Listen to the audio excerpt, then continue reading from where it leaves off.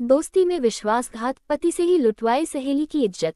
साहब, मैं बर्बाद हो गई। मुझे रिपोर्ट लिखानी है उन दरिंदों के खिलाफ जिन्होंने मेरी इज्जत को तार तार कर दिया, मुझे कहीं मुंह दिखाने लायक नहीं छोड़ा। थाने में मुंशी के पास जाकर शाहीन ने बिना सांस लिए एक बार में ही अपनी बात कह दी। मुंशी जी तजुर्बेकार थे, सो उन्हें समझने में जरा भी दिक्कत नहीं हुई कि मामला क्या है। आपका नाम क्या है? मुंशी जी ने बड़े धैर्य से पूछा। शाहीन ने अपना नाम बता दिया। आप कहाँ रहती हैं? जी, भोपाल के ऐशबाग इलाके में रहती हूँ, शाहीन ने जल्दी से जवाब दिया। मुंशी जी ने सवाल किया, आपके साथ हुआ क्या है? सच सच बताए, कुछ भी छिपाने की जरूरत नहीं है। शाहीन ने सिर झुकाकर हामी भर दी।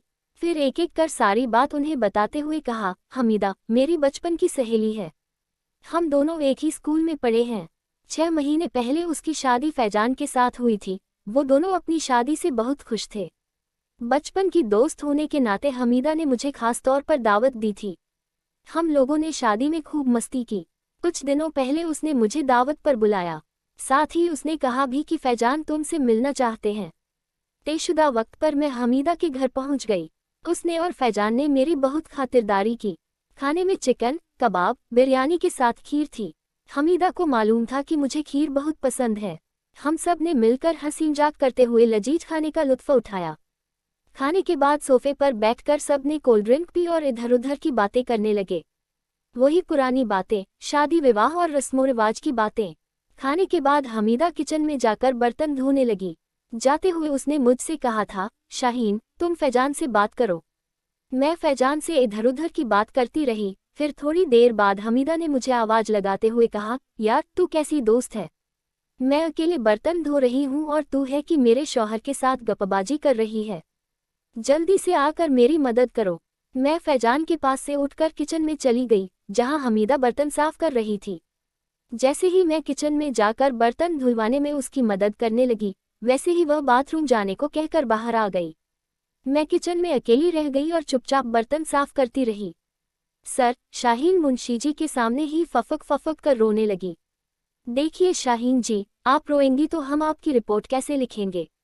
आप अपने आप को संभालिए और हमें सारी बात खुलकर बताएं। मुंशी जी बोले। इसके बाद शाहीन ने आंसू पोंछते हुए एक एक कर सारी बात विस्तार से मुंशी जी को बता दी।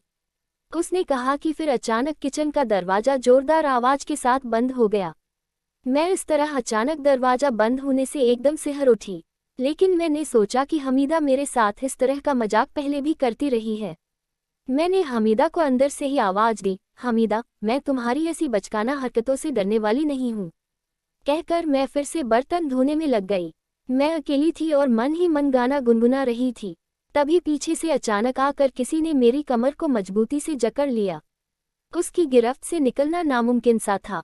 मेरी घबराहट की वजह से सांस फूलने लगी और मैं बुरी तरह डर गई थी। मेरे मुंह से जोरों की चीख निकली, जो पूरे घर में गूंज गई। लेकिन मेरी चीख सुनने वाला शायद कोई नहीं था। काफी जद्दोजहद के बाद जब थक कर मैंने हार मान ली तो फैजान कान के एकदम पास होंठ करके बोला, मोहतरमा आप किसी अनजान शख्स की बाहों में नहीं हैं, हमें अपना ही समझें। फैजान ने मुझे एक झटके से पलटा कर सीने में भींच लिया और मैं बिन पानी की मछली की तरह तड़पने लगी। फैजान छोड़े मुझे, इस तरह के मजाक मुझे बिल्कुल भी पसंद नहीं है। आपको अपनी हद मालूम होनी चाहिए, मैंने विरोध करते हुए कहा। शाहीन, हम कोई गैर थोड़े ही हैं जो आप हमसे इस तरह से खुद को आज़ाद कराने की कोशिश कर रही हैं। देखिए फैजान, मैं आपसे फिर कहे देती हूँ, मुझे छोड़िए, वरना मैं हमीदा से आपकी इस घटिया हरकत की शिकायत कर दूंगी। मैं कोई ऐसी वैसी लड़की नहीं हूँ जो आपकी इस हरकत पर खामोश रहूं। कहते हुए मैंने हमीदा को जोर से आवाज लगाई, हमीदा हमीदा। शाहीन मैं तो यही हूँ। दरवाजे की ओट में झांकती हमीदा के होठों पर एक कातिलना मुस्कुराहट तैर गई, लेकिन शाहीन को देखकर नहीं, बल्कि फैजान से नजर मिलने पर शाहीन एक लम्हे के लिए बुत बन गई, जैसे उसमें जान ही नहीं हो। शाहीन की हालत मजलूमों जैसी हो गई थी। उसे कुछ समझ में नहीं आ रहा था कि आखिर उसके साथ यह सब क्या हो रहा था। हमीदा, तुम ऐसा क्यों कर रही हो? खुदा के लिए मुझ पर रहम करो, मैं किसी को मुंह दिखाने के काबिल नहीं रहूंगी। प्लीज हमीदा, रुक जाओ, ऐसा मत करो, मुझ पर रहम करो। शाहीन गिड़गिड़ा रही थी, लेकिन हमीदा को शाहीन की इस स्थिति पर मजा आ रहा था। फैजान जब शाहीन के साथ हैवानियत का खुला खेल खेल रहा था, तभी हमीदा किचन की खिड़की से शाहीन की नीलाम होती इज्जत की वीडियो क्लिप बना रही थी। शाहीन के आंसू उसके नर्म नाजुक गालों से लुढ़कते हुए उसके दामन को भिगो रहे थे।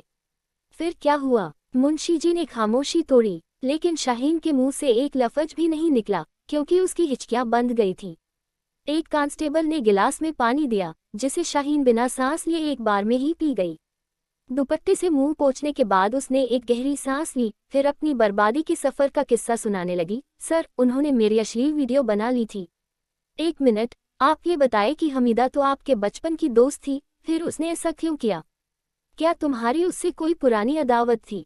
नहीं सर, ऐसा कुछ भी नहीं था। शाहीन ने मुंशी जी को बीच में ही टोका। हमारा तो कभी झगड़ा भी नहीं हुआ, पता नहीं मुझसे किस बात का बदला लिया गया था। मुंशी जी को शाहीन की बात पच नहीं रही थी। जरूर कोई बात होगी, तभी उसने इतना बड़ा कदम उठाया है। शाहीन खामोशी से उनके सवालों को सुन रही थी। आखिर में उसने बताया कि हम दोनों कक्षा 6 से ग्रेजुएशन तक एक साथ पढ़े हैं। हम दोनों में अच्छी दोस्ती थी। मैं हमीदा से पढ़ने में अव्वल थी और हमेशा उससे अच्छे नंबर लाती थी। शुरू में कोई बात नहीं थी, लेकिन जब हमने 10वीं का इम्तिहान दिया और मैंने एक बार फिर टॉप किया, तब हमीदा ने पहली बार मुझे ताना मारा था कि तुम ही क्यों हमेशा टॉप करती हो, मेरे नंबर हमेशा से तुमसे कम रहे हैं।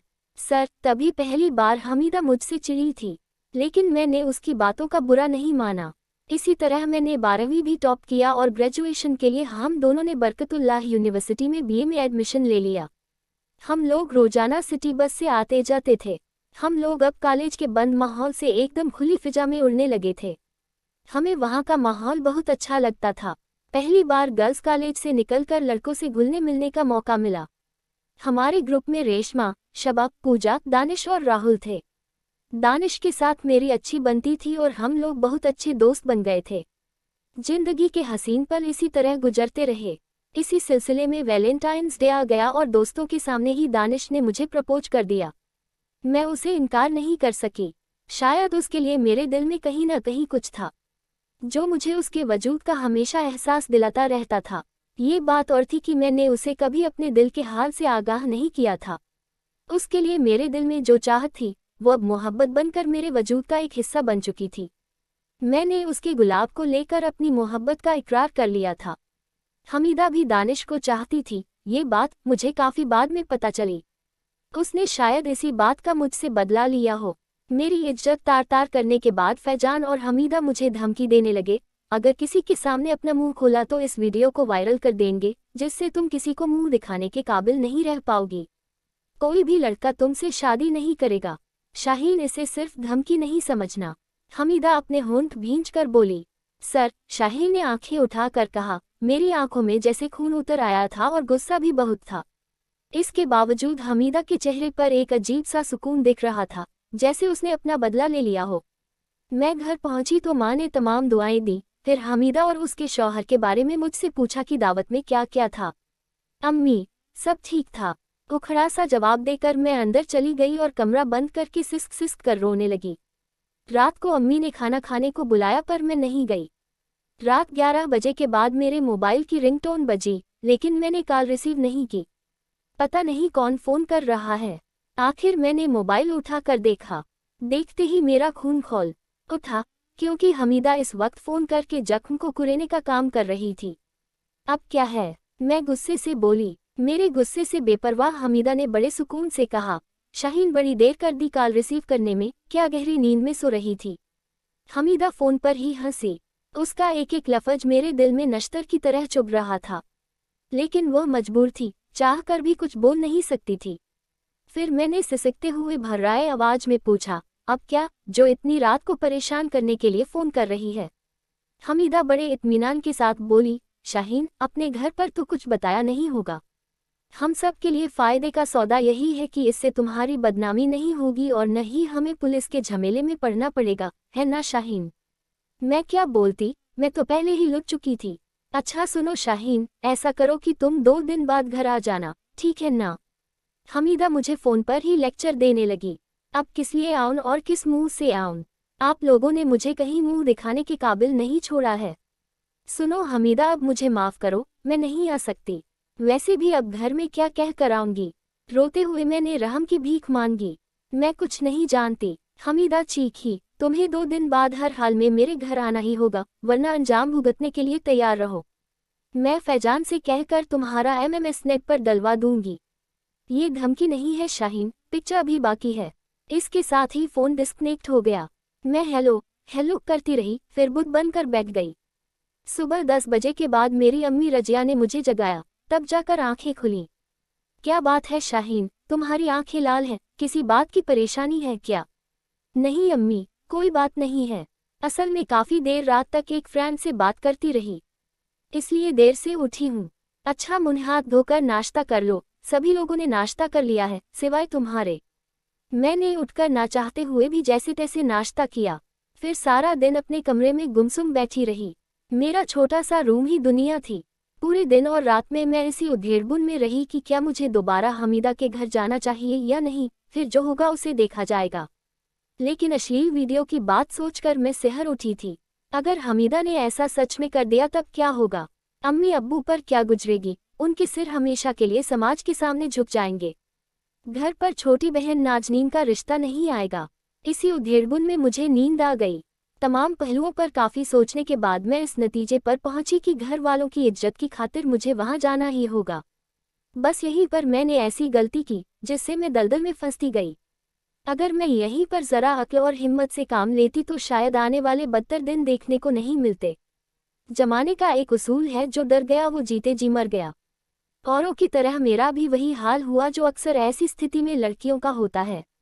तयशुदा वक्त पर मैं हमीदा के घर पहुंच गई। मुझे आया देखकर हमीदा की बाछें खिल उठीं।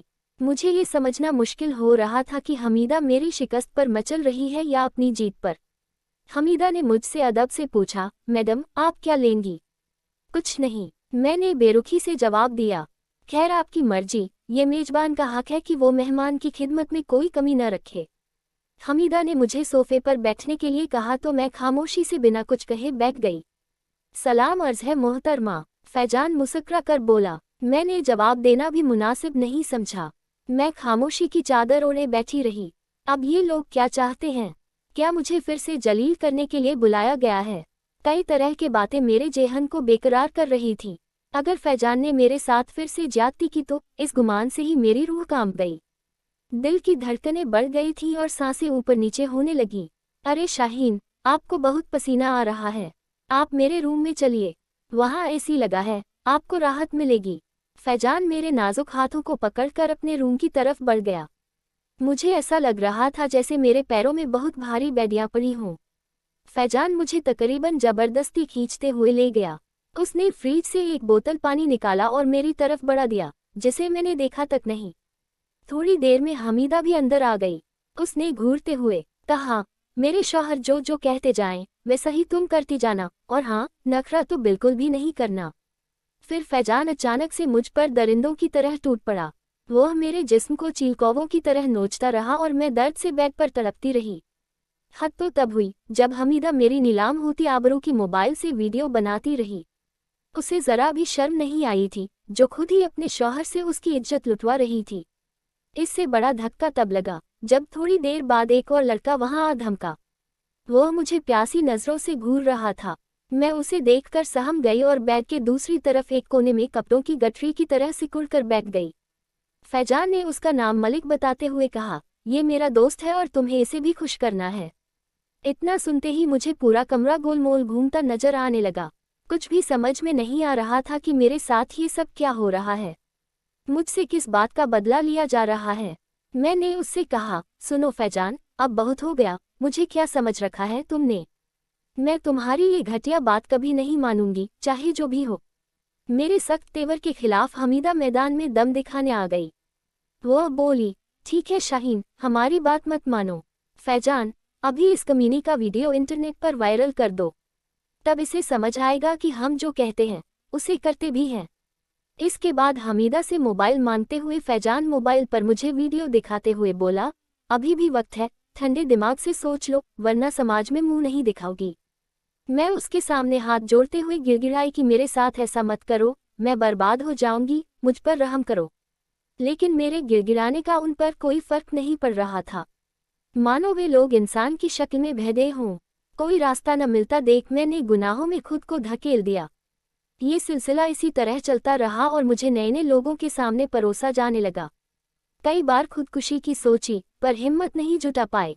एक बार फैजान ने मुझे दूसरे शहर के लड़के के सामने पेश कर दिया और मुझसे बोला कि इससे तुम्हारी शादी करा देंगे।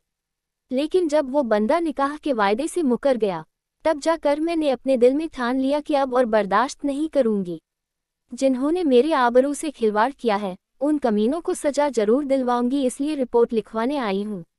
मोहतरमा, आप फिक्र न करें, आपको इंसाफ जरूर मिलेगा। उन लोगों को किसी हालत में बख्शा नहीं जाएगा, मुंशी जी ने शाहीन से कहा। रिपोर्ट दर्ज कर पुलिस ने उन सभी गुनहगारों को गिरफ्तार कर लिया। शाहीन की अश्लील वीडियो भी उनके फ़ोन से बरामद कर ली गई और तीनों आरोपियों को जेल भेज दिया गया। शाहीन के दिल में इंसाफ की उम्मीद जाग उठी थी।